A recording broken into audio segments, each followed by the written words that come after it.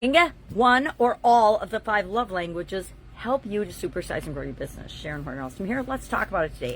Of course, in 1992, yes, a long, long time ago, Gary Chapman wrote the book, The 5 Love Languages. And this is an updated version. I don't remember when I got this book, probably following my sudden cardiac arrest in 2010. But sometime in there, between the time he wrote it, the time I heard about it, and the time I actually read and used it, I thought it was a good book, right? I obviously have ear-noted and dog-eared a bunch of pages. I've got highlighter in it.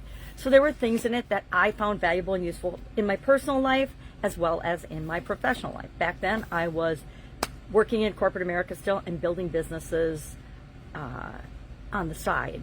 And so let's talk about what are the 5 love languages, and then let's briefly discuss how we can use the understanding of this to supersize and grow our business.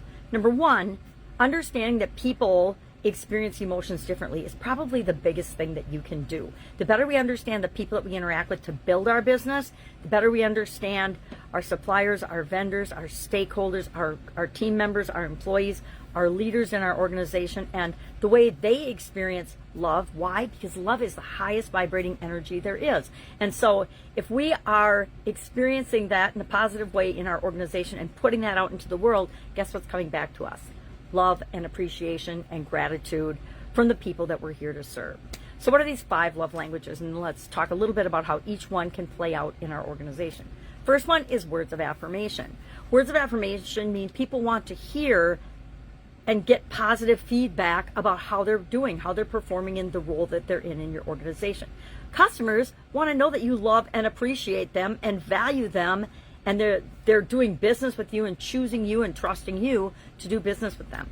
Second is quality time. Quality time is probably one of the least utilized but most valuable from a dollar standpoint in terms of upselling or offering more to your customers or customers that want more from you and your organization.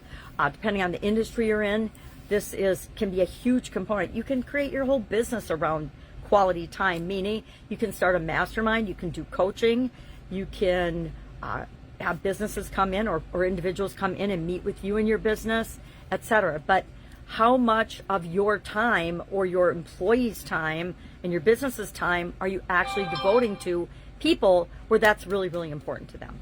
I'm at the point in my life and my career that I will not get involved with something unless there's some sort of a coaching or mastermind component to it, because I know the power and the value of that for me personally. And quality time is not my personal primary love language, but I know how valuable it is for my businesses and the people in my business in terms of speed of achieving the things that we want to achieve. Third is receiving gifts. And I think that everybody likes to get presents and gifts, especially if they're unexpected. It's why we incorporate giving gifts into our organization just as an appreciation and a thank you for doing business with us. And we usually send that random and surprises, and we tailor them to the person that we're sending them to or the organization that we're sending them to.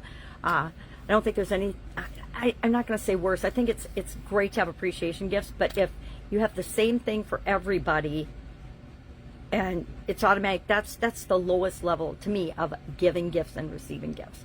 I love to give people books and things and resources and tools that have been of value to me, and they may or may not appreciate them, but they may put them in their little brain or toolbox to use when the time is appropriate for them.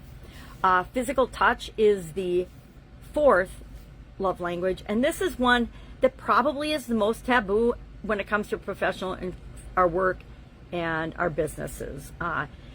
And there's, I don't even know how to discuss this one because it's different to everybody, but a pat on the back or a handshake, that is physical touch. And some people, if you don't shake their hand and you don't have the right type of handshake for them, they won't do business with you. I know it's strange, but if that's their primary love language and you won't even shake their hand, that is going to be a problem. If you can't look them in the eye, body language tends to be very important to people that have a high need for physical touch with respect to love languages.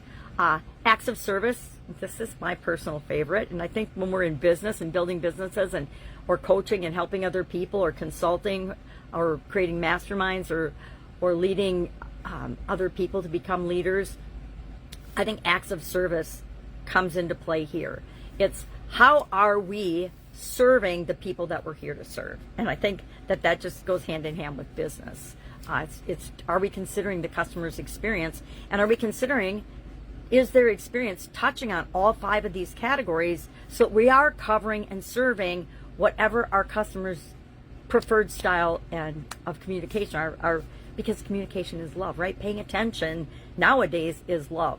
And are we paying attention to them in the way that they want to be paid attention to? Only you can answer that for your business, just like I answer it for our businesses. So today, think about this a little bit.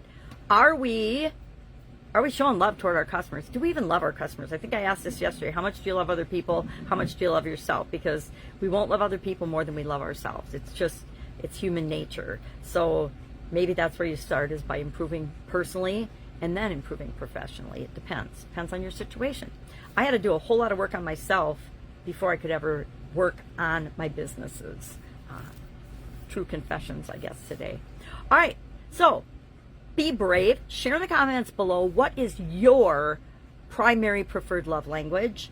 And then for your business, answer the question, what is the love language we as a business right now are demonstrating the most? Are we doing all 5? Or are there areas that we haven't even touched on? If we're probably doing acts of service, may or may not be doing quality time, most people aren't doing words of affirmation. Guess what? Our customers need to know that we're grateful and we appreciate them, and they need to be thanked for their business. And it's pretty quick and easy to find out ways and incorporate that into our business practices automatically. All right, that's it. I love this topic. I hope you do too. It's one I guarantee probably 99% of people talking about business would never even touch with a 10-foot pole. So I go there.